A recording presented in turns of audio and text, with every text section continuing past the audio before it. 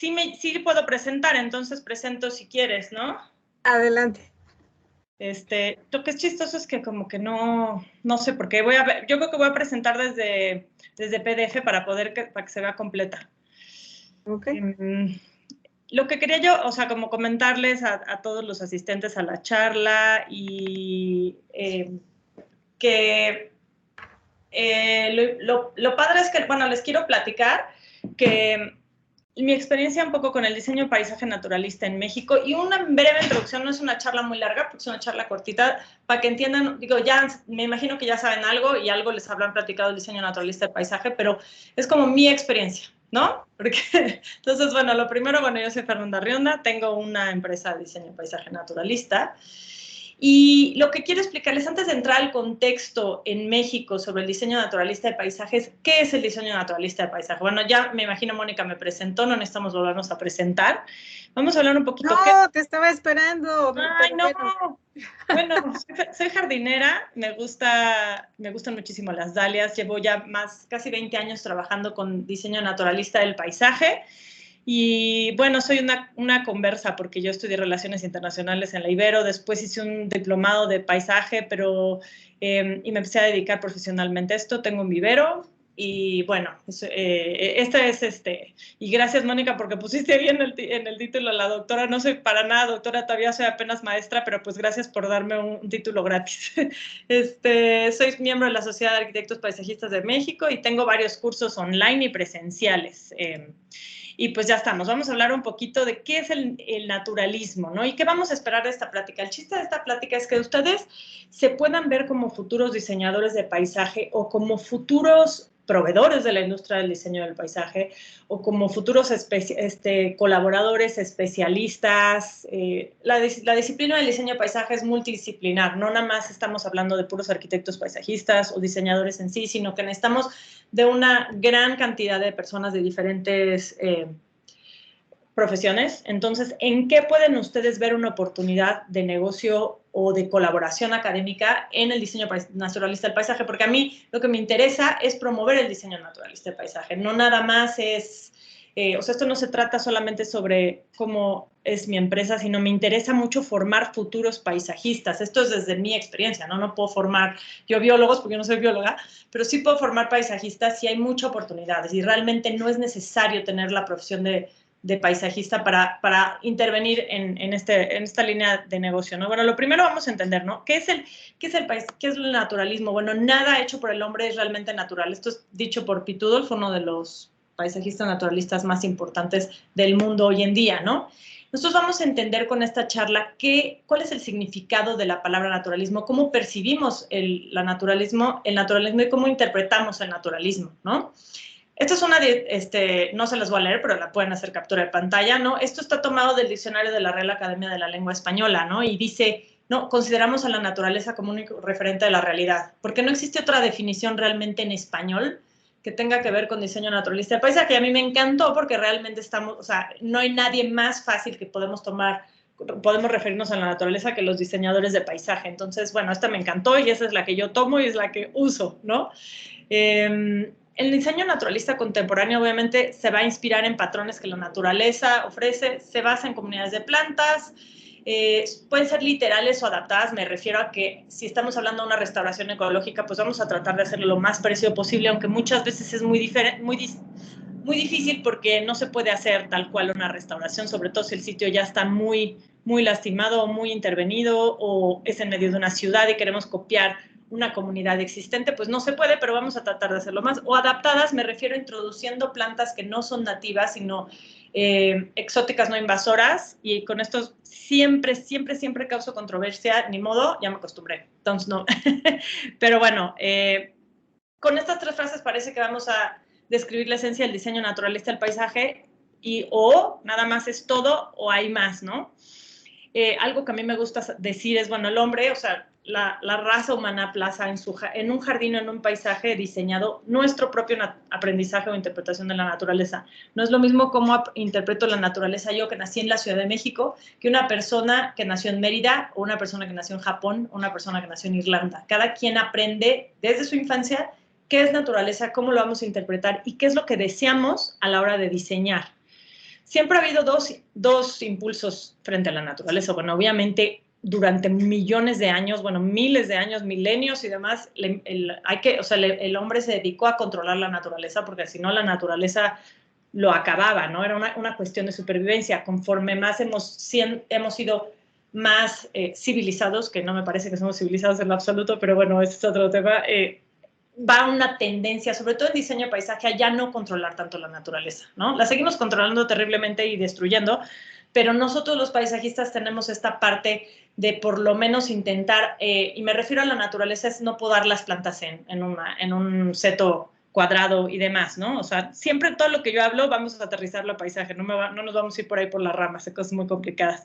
Les voy a enseñar 3 enfoques del naturalismo contemporáneo, que son 3, y esto está tomado del libro de Nigel Dunnett, The Naturalistic Planting Design, que se puede conseguir ya en Amazon, bastante fácil.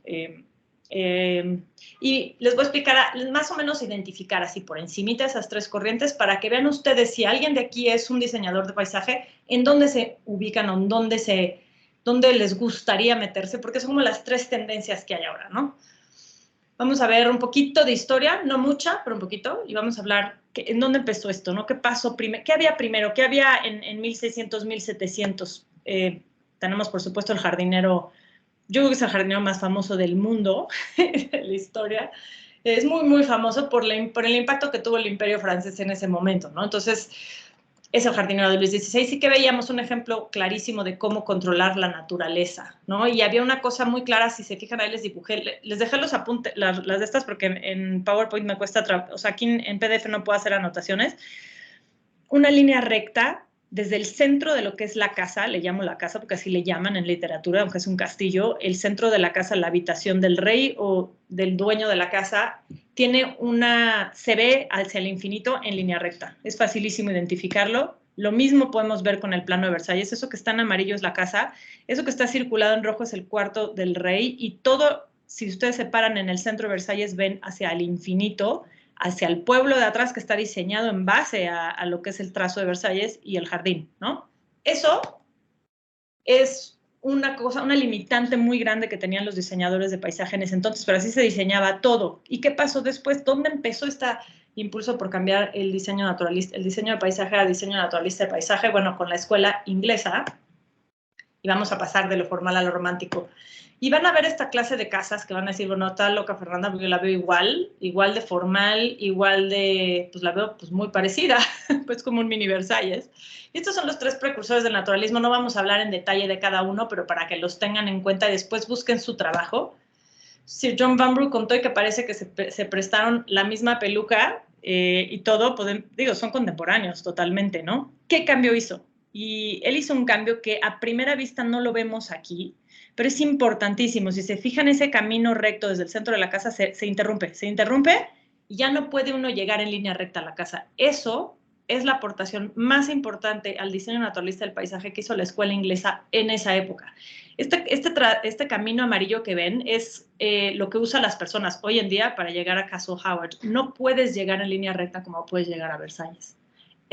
Con esa sola diferencia que les va a cambiar a ustedes la vida en la percepción de lo que es el diseño de paisaje europeo, y a mí me lo cambió porque yo siempre pensaba que seguían siendo muy formales los jardines, pues no.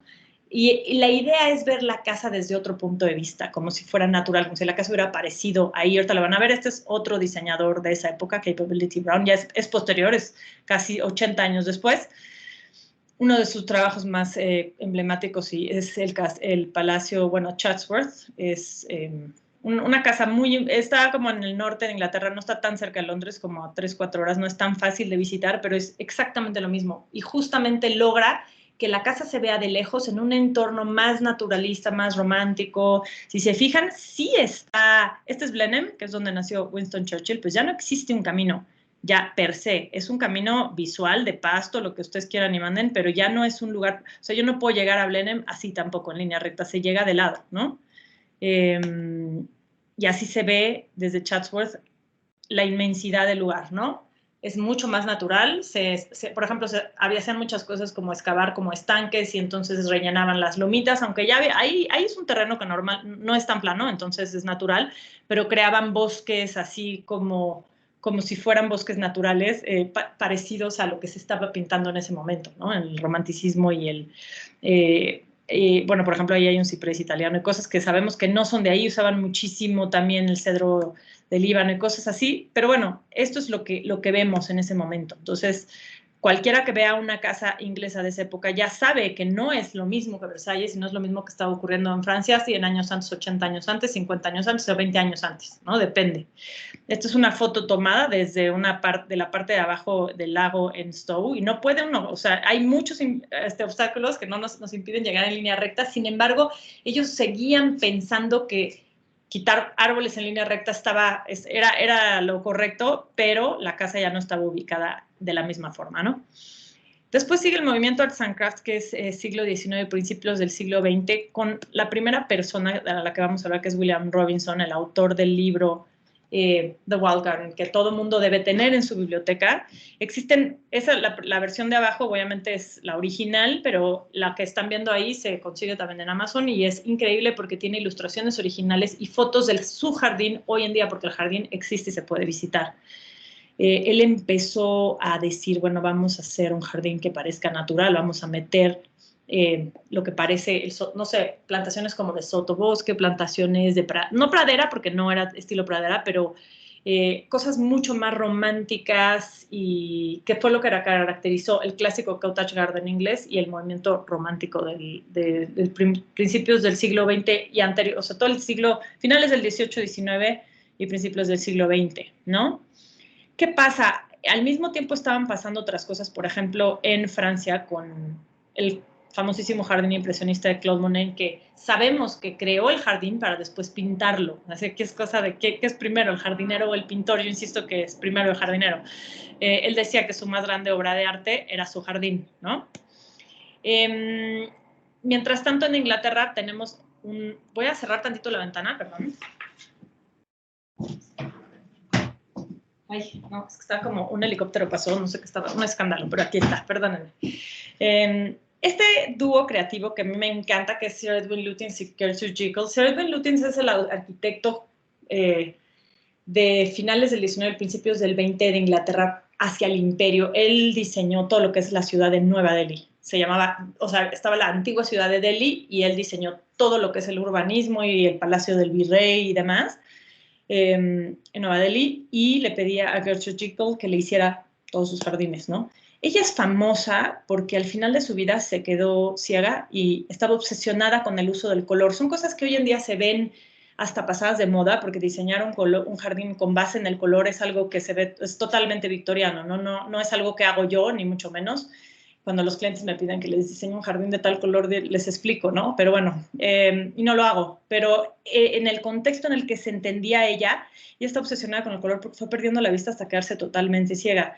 Y tenían reglas para seguir los diseñadores del movimiento Arts and Crafts. Siempre ponían plantas chaparritas enfrente y plantas altas atrás. Esta regla no se movía, aunque había cositas interesantes, pero esta es una regla que no se movía, que hoy en día pues no se la van a ver en lo que son los jardines naturalistas del día de hoy. Ya no se sigue esa regla porque se ve un poco rígida, ¿no? Les dejo esta como la minita del movimiento Arts and Crafts para que lo tengan. Es muy fácil consultarlo, pero son cosas, ¿no? O sea, características de los jardines.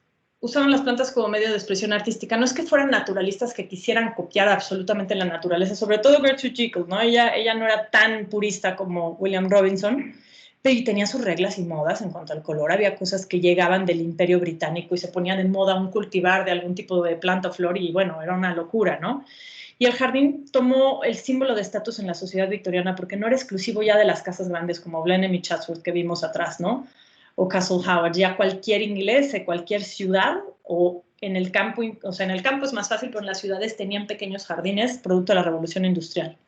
Se volvieron fanáticos de las plantas exóticas en invernaderos, aspidistras, filodendros, clivias, bueno, cosas que no crecen naturalmente en Inglaterra, en invernaderos funcionan muy bien en esa época. ¿No? Esta es la casa de Sir Edwin Lutyens y plantado el jardín. No estoy tan segura si es de Gertrude Jekyll, no quiero decirles una barbaridad, pero bueno, este es un jardín de Gertrude Jekyll, muy naturalista como lo pueden ver, pero sí hace unas cosas en color que si nosotros no nos las encontraríamos en la naturaleza así. Me encanta, pero no es fácil. O sea, no vamos a encontrar esos bloques de flores y de plantas y de colores en la naturaleza, ¿no? Usaban materiales naturales, así como cosas caprichosas, formas caprichosas. Sin embargo, sigue la misma regla que ven ustedes aquí de las plantas chaparritas adelante y las plantas altas atrás. Es una regla que ya no tocaba, ¿no? Vamos a entrar en materia con los tres. Hoy en día, ¿quiénes son impresionistas? ¿Quiénes son modernistas y quiénes son tecnocráticos? Vamos a hablar de los, ya, terminando el siglo XIX, después nos vamos a ir moviendo hacia el siglo XX, las personas que en el siglo XX y el siglo XXI están marcando tendencia en el plano internacional en diseño naturalista del paisaje, ¿no?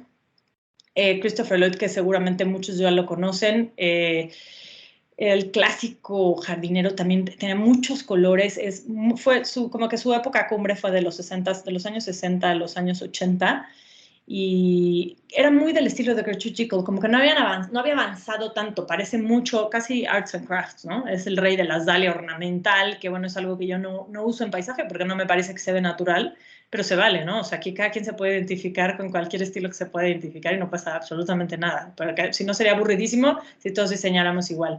Beth Chatto, ella fue famosa por construir un jardín en East Anglia es la zona más seca de Inglaterra, sí, me da risa, porque cuando dicen es que es la zona más seca, yo me pongo a pensar y pienso en México y digo, no, Dios mío, pero bueno, hizo un jardín de grava con planta, tiene un laguito también, pero el famoso jardín de Beth Chatto es este jardín de grava que es el famoso dry garden y tiene agaves y tiene muchas plantas de México, sedums y cosas interesantes. Y ella se le atribuye esta frase, aunque ella dice que no. Bueno, ya se murió, pero ella decía que no inventen, que ella no había inventado esa frase. Tom Stuart Smith es otro impresionista, diseñan mucho en bloques de plantas, si se fijan, no son praderas, sino bloques de plantas, ¿no? Y con los años Tom Stuart Smith se ha vuelto un poquito más, ya no diseña menos en bloques. Este es su último jardín, el Chelsea Flower Show del 2019. Si se fijan, ya no es tanto bloque, ya se ve mucho más natural, ya parece casi una pradera, aunque están en bloques todavía las plantas, ¿eh? Y esa foto la tomé yo porque me obsesionó cómo ha ido evolucionando de diseñar en bloques como aquí o como acá, a algo ya mucho más natural. Es lo que yo quiero que ustedes entiendan con esto, ¿no? Sarah Price es otra muy famosa naturalista impresionista que también diseña en bloques. Y nos vamos a mover al naturalismo modernista. A mí me encanta el modernista porque es muy fácil de identificar, es el típico de los paisajistas holandeses y alemanes, y no pueden evitar ellos su herencia, ¿cómo se llama? Alemana o holandesa o nórdica. Es muy identificable. Hoy en día el más importante modernista es Piet Oudolf, el diseñador de la Highline. ¿Y qué elementos vemos? Bueno, sí tienen setos podados, y ponen elementos arquitectónicos en los jardines, muchas veces de materiales reciclados, pero industriales. Son los reyes del paisajismo postindustrial, como por ejemplo, usted se puede llamar paisajismo postindustrial, la Highline, una vía de tren en desuso, pues se volvió un jardín, ¿no? Yasmín Ruiz, ya se murió, pero bueno, es de lo más importante en el siglo XX. Empezó a usar esta clase de cosas. Ella casi inventó poner durmientes en los jardines. Hoy encontramos durmientes de ferrocarril en cualquier jardín, pero fue idea de ella, original. De verdad que no me encuentro nadie más detrás de ella que haya, no sé, esto es mi percepción, pero lo usó mucho antes de lo que lo estuviéramos usando aquí en México muchas personas, ¿no? Carl Forster, conocidísimo por introducir el uso de pastos en el paisaje. Antes nadie usaba pastos, eran para las vacas, para los borregos, se usaba de forraje, ¿no? Famosísimo su Calamagrostis Carl Forster que vemos ahí en la foto, y pues obviamente la parte registró, no sé, muchísimas especies, 200 o 300, porque pues él les hibridizaba y tenía su vivero. Y esto es lo que empezó a pasar. Ya se empezaron a romper las reglas de las plantas chiquitas adelante y los pastos atrás, ya es un poco más aleatorio. Y llegamos ahora a Piet Oudolf en el siglo XX y XXI, ¿no? Este es uno de sus jardines en Wisley, en Inglaterra.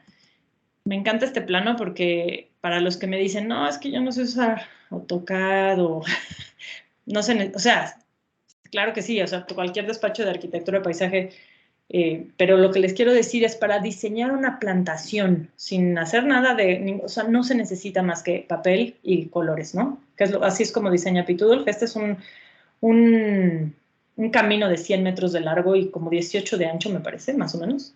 y es padrísimo y va en la forma y la simbología, ¿no? Es cada quien, como cada quien se entienda en el plano, está bien, ¿no? Estas fotos del mismo jardín, mismo jardín, mismo jardín. Sí siguen diseñando mucho en bloques, ¿eh? Y van a ver ahorita la diferencia. Esta es la famosísima Highline, el Lurie Garden de Chicago, y vamos a llegar a la diferencia con el naturalismo tecnocrático de hoy, que es la escuela de Sheffield, con el profesor James Hitchmough y Nigel Dunnett a la cabeza. Y en México tenemos al doctor J. Cruz García Alvarado, que todos conocen, y bueno, conoce muchísimo de la técnica de plantación de Sheffield, y cualquier duda que tengan pueden preguntarle después a él. Ya se les aventé a todos los alumnos. Sabe muchísimo, trabajo de la mano con estos dos profesores.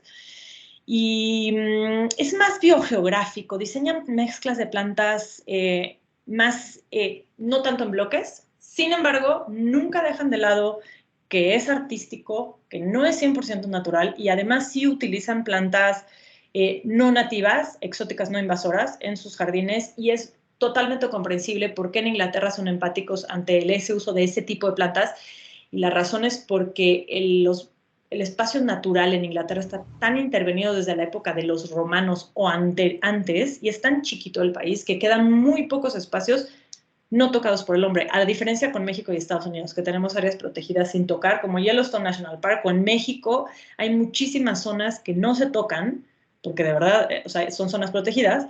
Entonces entendemos por qué en Inglaterra son mucho más empáticos al uso de plantas exóticas no invasoras, que en México es como tenemos muchísimo miedo de poner plantas exóticas no invasoras, no vaya a ser que vaya a invadir, ¿no?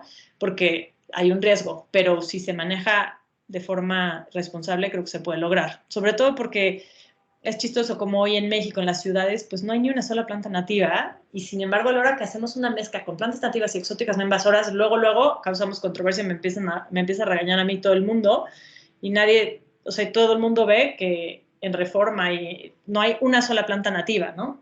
Está sonando una alarma. Dame un segundo. Perdóname, no sé qué alarma es, pero la voy a apagar. Pero bueno, vamos a seguirnos acá con el naturalismo tecnocrático. Denme un segundo. No sé qué pasa. Perdón, ya saqué la mochila porque no encontraba lo que estaba haciendo. Ya, aquí estamos. Siguiente diapositiva. Nigel Dunnett. Aquí, como pueden ver, la plantación es mucho menos en bloque y es mucho más hacia tender una pradera. Ahora, este es un proyecto muy viejo de Nigel. Últimamente ya hace cosas mucho más estilo así, como James. Si se fijan, ya se están perdiendo los bloques. Ya no hay tanto bloque, ya hay más pradera, ya es mucho más natural, ¿no? Y es así, confesiones personales, es a donde es lo que yo quiero hacer, o sea, es lo que estoy teniendo, y me ha tomado muchos años tratar de migrar del impresionismo a ser tecnocrática. Desde luego no me pongo ninguna etiqueta porque no soy nadie, ¿no? Yo estoy aquí en México con mis experimentos de plantas y pues ya, si alguien se da cuenta, qué bueno, y si no, pues no importa, pero mientras, los que estén abiertos a que les platique la experiencia, me encanta hacerlo porque no se necesita mucho más que un poco de curiosidad, y si ustedes aparte tienen los conocimientos para hacer estas mezclas de plantar, pues mejor, porque yo creo que no hay nadie más capacitado que personas como ustedes, ¿no? Que a lo mejor no sé si no se atrevan o no están conscientes de que pueden incidir en paisaje mucho más de lo que inciden, no nada más como consultores ahí de, ay, ¿qué opinas de esta planta o de esta enfermedad? No, o sea, se vale, porque esta vena artística la tenemos todo mundo, ¿no? Cositas de las praderas de James Hitchmough, a veces pone de 50 a 100 plántulas por metro cuadrado. Entonces, por eso se logra ¿no? Hablando de, obviamente, o plántulas o semilla, ¿no? Ejemplos de, bueno, casos prácticos de diseño naturalista de paisaje en México. Voy a hablar aquí de mi trabajo, no es que no vaya a hablar yo del trabajo de otras personas, pero lo que les quiero contar es más que casos prácticos, sino mi experiencia de cómo yo logré, bueno, convencer clientes es dificilísimo, pero sí los fui logrando con poco a poco, y un poco el secreto es como especializarse al máximo. O sea, no diseñar cosas que no somos nosotros. O sea, si un día un cliente me pidió un jardín japonés, que pues no se lo hice porque no estoy ni capacitada, ni soy japonesa, ni conozco absolutamente nada de la cultura japonesa, nunca he ido a Japón. Entonces, si uno desarrolla su propio estilo y es muy, muy enfocado y muy especializado, solitos los clientes llegan porque nos buscan específicamente por eso, ¿no? Bueno, características de lo que yo hago, ¿no? Nos adaptamos al sitio, no estamos ahí transformando el suelo, a menos que no exista el suelo, lo tengamos que construir, ¿no? O sea, y si hay un suelo muy arcilloso, pues vamos a poner plantas que se dan en ese suelo arcilloso, si no es una pesadilla y sale muy, muy caro, ¿no? Y no es sostenible. Yo sí soy de la idea, tampoco tengo datos, si estamos empezando un proyecto de investigación, si alguien quiere colaborar, luego me pueden contactar a través de Mónica, qué tantos polinizadores distintos llegan a los sitios cuando se ponen diferentes familias de plantas, que es muy lógico saber que como hay polinizadores especializados que les gustan cierto tipo de plantas, entre más familias, pues es más lógico ver que vamos a encontrar más polinizadores distintos, ¿no? Si ponemos puras plantas que les gustan a los colibríes, pues hay muchos polinizadores que no van a poder entrar a polinizar ese tipo de plantas. Esa es mi percepción muy personal. ¿Sí hacemos una hiperconcentración de familias distintas de especies en un pequeño espacio? Sí. Estas son cosas que he hecho a lo largo de los años. Al principio, les digo, era mucho más impresionista. La clásica residencia privada del cliente que quiere mucho pasto, que es pues una pesadilla porque ya sabemos lo que implica. Creen que la planta más barata no tienen ni la más remota idea que va a ser la planta más cara a lo largo de los años. No tienen ni, porque cuesta 30 pesos el rollo, 20 pesos el rollo, no saben lo que va a implicar en mantenimiento y en costo a lo largo de los años, pero bueno, seguimos poniéndolo, ni modo, a veces se tiene que poner, pero tratamos de minimizarlo. Este es un ejemplo de los primeros taludes naturalistas que hice yo y así se ven recién plantado, por supuesto, 9 meses después se ve así. Aquí todavía muchos bloques, como ven, pero es un poco lo que como yo he evolucionado. Esta es la primera comunidad de plantas que diseñé que causó muchísima controversia con mis clientes, porque ¿cómo puede ser, Fernanda, que ponemos plantas de sombra y plantas de sol en la misma comunidad? ¡Qué barbaridad! Mi mamá dice que los helechos y los acantos, pero ¿cómo Ahora, ojo, disclaimer, Penicetum, ya no uso Penicetum, este es del 2010, ya no lo uso, sé que es altamente invasor, pero pues en ese entonces yo no tenía ni idea, y aparte no se conseguía ni un solo pasto en México, yo no tenía ningún vivero ni nada, ¿no? ¿Qué pasa con estas comunidades de plantas que tienen plantas de sol y plantas de sombra en el mismo sitio? Se ayudan entre sí. Todas las plantas le ayudan al clásico tronquito, o como le llamen, del helecho chivo, por decirlo así, a que no se seque. Y también, por ejemplo, el acanto, que sus hojas son muy sensibles al sol, se protegen muchísimo. ¿Y qué nos pasa? ¿Qué pasa con el acanto cuando lo plantamos así en mezcla? Les prometo que tengo acantos que la floración ha llegado a más de 2 metros porque están en el sol. Entonces, pues es una locura. Son muy vistosas y pues es una mezcla de plantas que diseñé. Mucha gente, un día se me ocurrió ponerla en la calle, la copian, pero como no cambian, no visitan el sitio constantemente, no saben que tiene todas las especies que tiene muchas, ¿no? Pero a lo mejor nada más copian 2 o 3 porque son las que vieron en ese momento cuando pasaron, pero no saben que tiene crocosmia, que también es bastante invasora. Yo en México no la he visto invasora, pero en Europa está catalogada como invasora, es una planta africana, ¿no? Bueno, ustedes ya saben, de eso saben ustedes más que yo. Ejemplos de mi trabajo al principio mucho más impresionista de lo que es hoy. Espero que se vea bien. Puse sí, estas sí se ven mejor, hay unas de mejor resolución. Ejemplos que me gusta comentarles de intervenciones mías en jardines temporales. ¿Por qué, Fernanda? ¿Por qué haces jardines temporales? Estás loquísima de hacer algo que se va a quitar en un mes. ¿Quién te lo paga? ¡Qué locura! Pues nadie. Muchas veces trabajamos con patrocinadores y desde luego pues nosotros pagamos nuestros propios jardines temporales, pero yo solamente tengo una misión en mente, que es promover el diseño naturalista de paisaje. He intervenido en esta exposición en particular que se llama Design Week México ya 6 veces a lo largo de toda mi carrera y creo que ha tenido un impacto grandísimo en la percepción del público en lo que es un jardín naturalista, ¿no? ¿Y cuál es mi motivación? La primera es que me da total libertad creativa. A mí nadie me está aquí diciendo que necesitan un pasto para sus hijos, para jugar fútbol, ni nada, y es una plataforma muy importante para dar nuevas propuestas, a conocer nuevas propuestas de diseño. El público se acerca, llegan muchísimos estudiantes, es como el principal público de Design Week, es estudiantes de todas partes del país, y me gusta muchísimo, bueno, obviamente hemos aprendido a trabajar en el corto plazo, crear jardines en 2 semanas que tienen que parecer como si ya están maduros, y por supuesto experimentamos con distintas combinaciones de plantas, pero sí tengo una regla, nunca hago una combinación de plantas que no sería viable en el largo plazo, porque sería mentirle al público. Aunque se va a durar un mes, está perfecto, pero sería mentirle al público y sería mentirme, después esas combinaciones las pasamos a otros jardines reales y hacemos el experimento a ver si funcionan o no. Generalmente sí funcionan, ¿no? Ese fue en el 2018. Fue una colaboración con el ecólogo marino y fotógrafo National Geographic, Octavio Aburto. Busquen su trabajo online para que vean cómo colaborar con personas que no tienen nada que ver conmigo, como un oceanógrafo. Me da miedo meterme con el snorkel al mar. Y como que me inspiró su trabajo que hizo para rescatarlo, que es Cabo Pulmo, Cabo Pulmo, la zona de no pesca, todo esto para rescatar muchísimo la biodiversidad mexicana. Hicimos un jardín inspirado en su trabajo y que pareciera como, no sé, un deck de marina, de madera, y pues como si la biodiversidad marina estuviera fuera del deck. Por supuesto pasan cosas técnicas. Aquí no pudimos hacer el deck elevado por cuestiones de costos y niveles del suelo, ni modo, lo hicimos, quedó más abajo.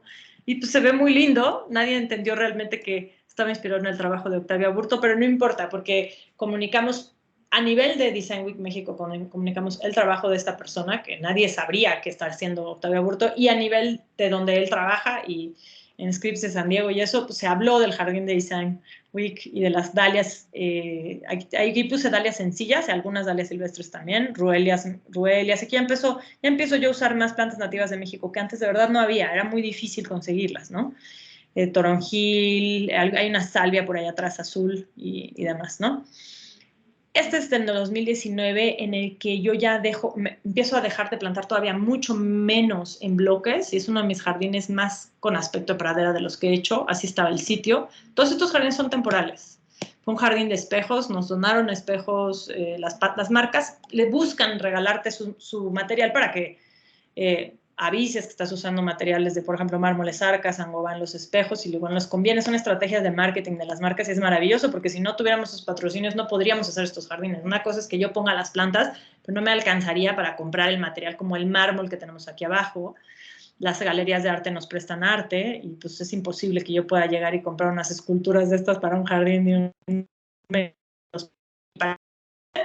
Nosotros nos promovemos, ¿no? Promovemos plantas que puse ahí, que me prestó la Asociación Mexicana de la Dalia campanulata, dalias coccinias, cosmos que yo reproduje en el vivero, etc. Estas son como fotos para que vean cómo diseño ya cada vez menos ¿cómo se llama? En bloque, ¿no? Espacios públicos. El Festival de Flores y Jardines del 2017 fue una restauración en el Jardín Botánico, de un humedal en muy mal estado en el Jardín Botánico del Bosque de Chapultepec, a través de la Fundación Plantando con Causa. ¿Por qué me gustan los espacios públicos? Porque crean comunidad, ¿no? Nada más por eso y por millones de cosas más y porque es de toda la ciudad. Así estaba el espacio, miren, era carísimo restaurar ese liner o poner concreto. Lo que hicimos fue rellenarlo y hacer una especie de pantano, plantas que aguantaran condiciones extremas como nada de agua afuera y bastante agua adentro y pues la familia de las liliáceas iridáceas me resolvió eso muy bien, ¿no? Como lo pueden ver, ven la diferencia de cómo está el espacio a cómo está acá. Esto no es un render, es una foto real.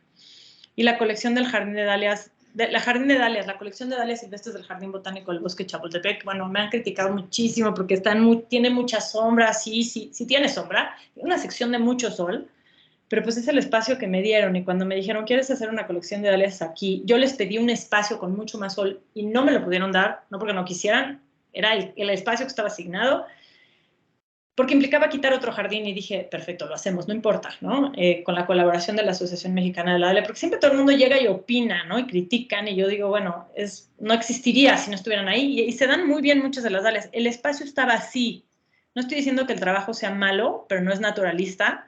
Rescatamos todas las plantas y, o sea, todo lo que estaba ahí se volvió a usar. Si pueden ver, ahí están como, varias de las plantas aparecen en mi diseño después, ¿no? Las pueden ver ahí.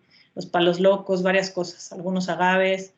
La donación de semillas fue de la Fundación Xochitla y así quedó el jardín, ¿no? Ese es el resultado, un poquito del proceso. No voy a detenerme en cada una de las... Todavía me sigue costando muchísimo trabajo identificar a varias de las especies silvestres de dalias.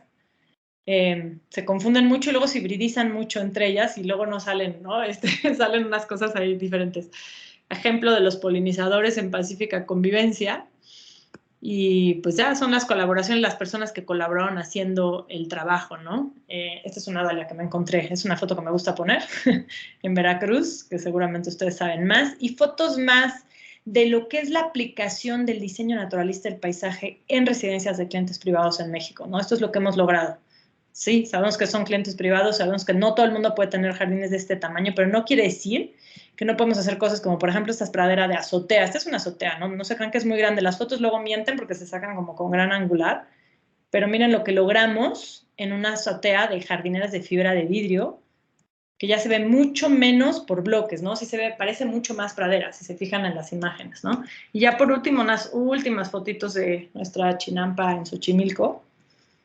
Bueno, ya saben, ustedes todos conocen la tragedia de Xochimilco, que no hay agua, pero siempre me gusta ponerla por si alguien algún día se apiada bueno, hay muchas iniciativas y muchísimas cosas y muchísima gente colaborando, pero cositas que hacemos, seguimos cultivando en Chapín, cada vez menos, porque el lodo del canal no saben qué sucio viene y a veces no germinan bien las plantas ahí, por más romántica que quiera yo ser de cultivar en Chapín, de verdad a veces hay unas que no quieren germinar, si viene muy contaminado, y pues bueno, soy coleccionista de hierbas, me encontré este plantago lanceolata en mi jardín y luego lo pasé a una pradera, y pues miren qué lindo. Otras cosas que hacemos como praderas de banqueta, o sea, le estoy poniendo como todas las opciones, ¿no? La clásica banqueta de que antes tenía pasto, césped, pasto quicuyo para podar, vean la diferencia en biodiversidad y la cantidad de polinizadores que llegan y demás, ¿no? Ahí solito empezó a salir un penicetum que ya estaba ahí, como que estaba en el banco de semillas, y es una pesadilla porque de los secretos de las praderas que les puedo decir así como tip, si ponen pastos, aunque no sean tan invasores como el penicitón, pongan muy pocos por metro cuadrado. Yo pongo hasta 0.5 por metro cuadrado o menos, porque si no luego la pradera se vuelve de puro pasto y tampoco fertilicen una pradera, las praderas no se fertilizan, sino el pasto se come todo lo demás. Y un ejemplo muy claro cuando me dicen, no, bueno, yo no tengo un jardín como el de tu cliente, ¿no? Grandísimo, sino este es un balcón en el Design House 2020, en plena pandemia. Miren nada más, donde cabría una maceta, ahí nos cabe una maceta con un naranjo y ya.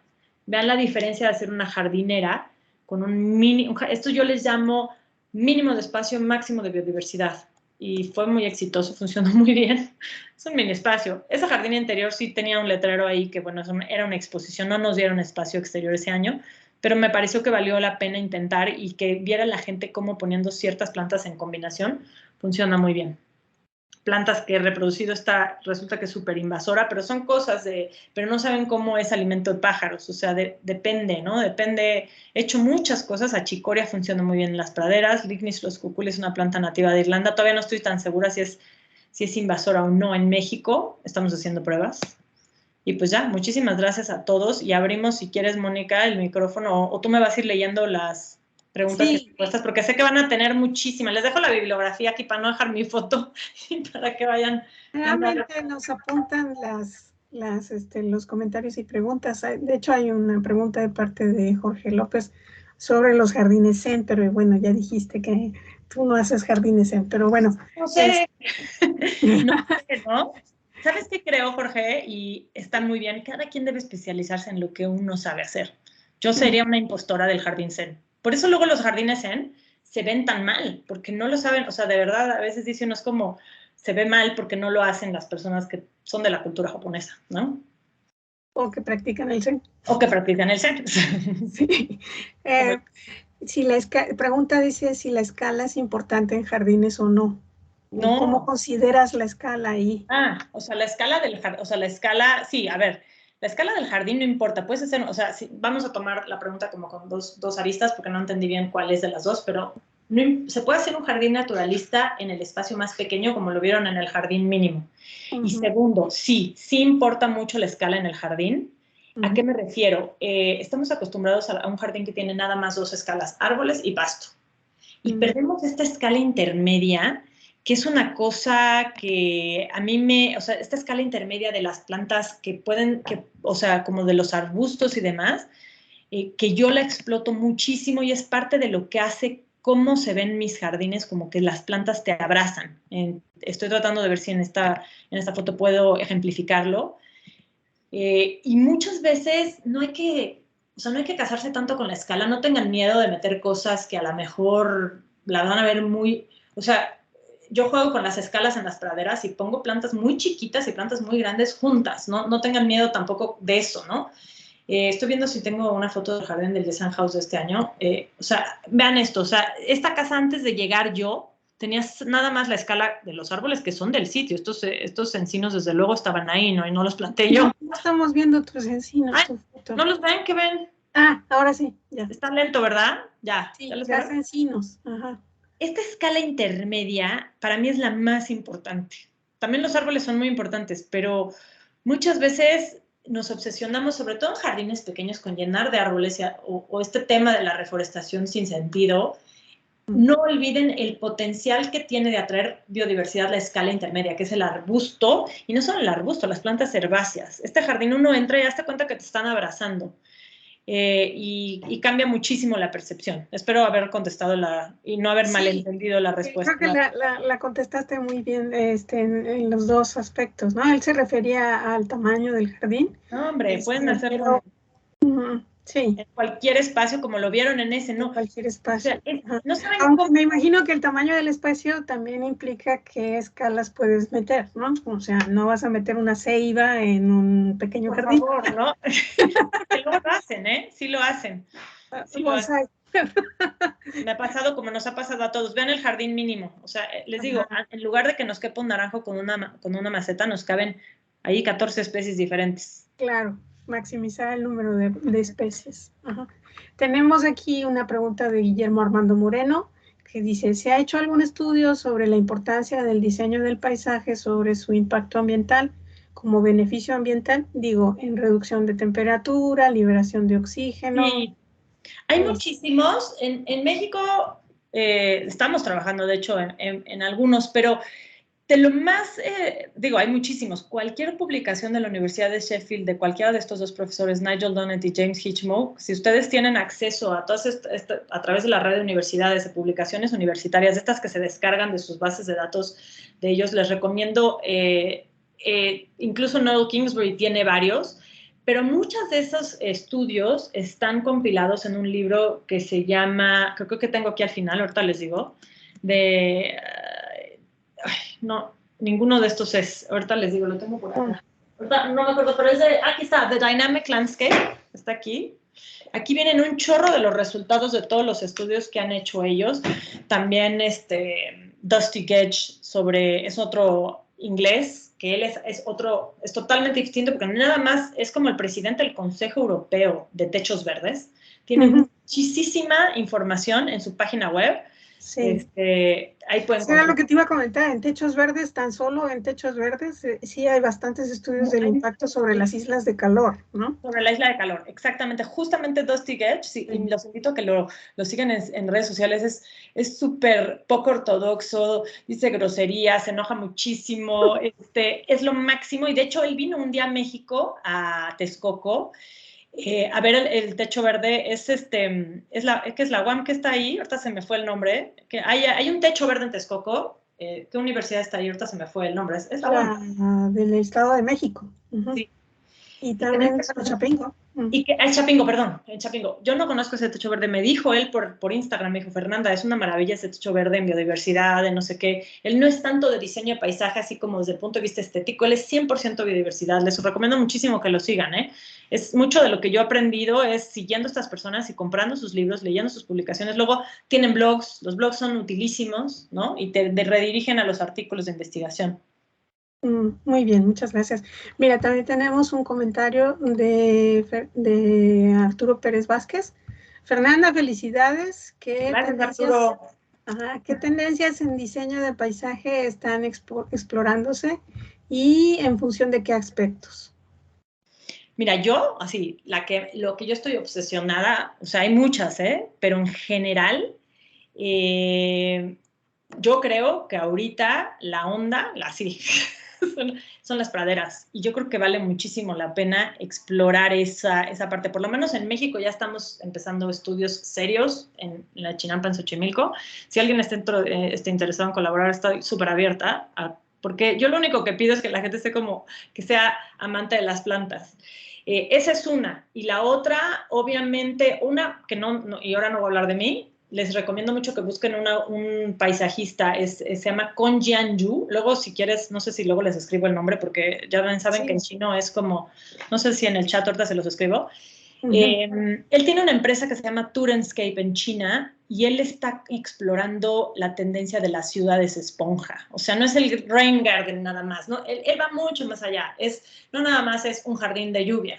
Yo diría que ahorita la tendencia es, no, obviamente en México, jardines de lluvia y praderas, y a nivel mundial, ciudades esponja, porque en China tienen el mismo problema que tenemos en México, de lluvias estilo monzónico, de 6 meses lluvias sin control y después sequía.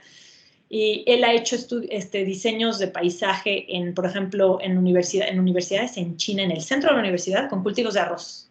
Totalmente estético, bello, precioso, hermoso, pero es un paisaje productivo. Y viene... No, sí, déjanos el nombre allí en su... Sí, ¿dónde lo escribo, Sí. No sé cómo escribirlo. Si no, mándamelo por WhatsApp y yo ahorita lo escribo. Sí, un superalumno que nos ayude a buscar Turenscape y nos ponga ahí porque ya ve que son super colaboradores. Alguien que busque Turenscape y el nombre de Kong Jianyu, ahorita te lo pongo aquí. ¿Qué más?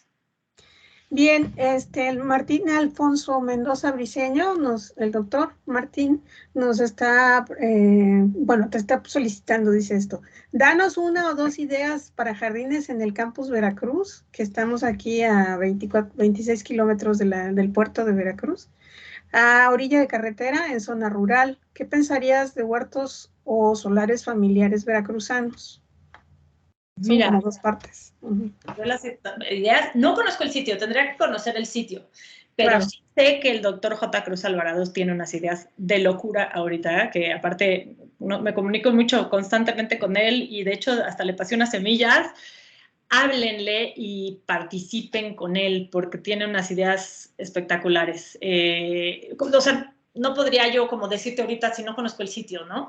Pero las ideas así, hagan algún experimento con alguna comunidad de plantas bien, bien diversa, no de 5 plantas, o sea, de, no sé, 30, 40, y a ver cómo, porque a mí me ayudaría mucho, o sea, a mí me ayudaría muchísimo como ver, obviamente el clima en la Ciudad de México es muy diferente al clima que tienen ustedes allá, y estaría padrísimo ver, pues no sé, no sé, inclusive, ¿sabes con qué me encantaría que pudieran hacer? Como dalias silvestres, que hay muchísimas en Veracruz, ¿no? Ya sabemos que hay muchísimas. Como mi foto con mi Dalia imperialis ahí en Perote. Pero el principio fundamental es maximizar la diversidad, ¿no? Sí, eso es la idea que yo les daría. El diseño, pues no hay mucho diseño que hacer, es nada más pongan muchas plantas y ya.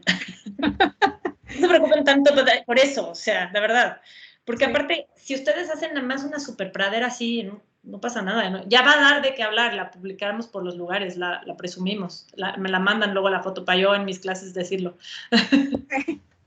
Muy bien. Y de Arturo Pérez Vázquez, nuevamente tenemos una pregunta que es, ¿cuáles son los problemas principales cuando se establecen jardines naturalistas? Aunque comentas que se comercializan algunas plantas nativas, siguen siendo contadas. ¿Qué hacer entonces? Mira, uno de los principales problemas son esos. Yo he conseguido muchas cosas con la UPAEP y pues, colectando y demás. Ese es el principal problema. Yo les recomiendo a ustedes, vean esa oportunidad de negocio. De verdad no saben cómo hay demanda de plantas nativas. Y porque aparte, y andamos todos peleándonos los mismos proveedores, ya nadie, o sea, entre los paisajistas ya casi nadie quiere recomendar. Yo siempre paso a todos mis proveedores, pero luego digo, se van a acabar para mi siguiente proyecto.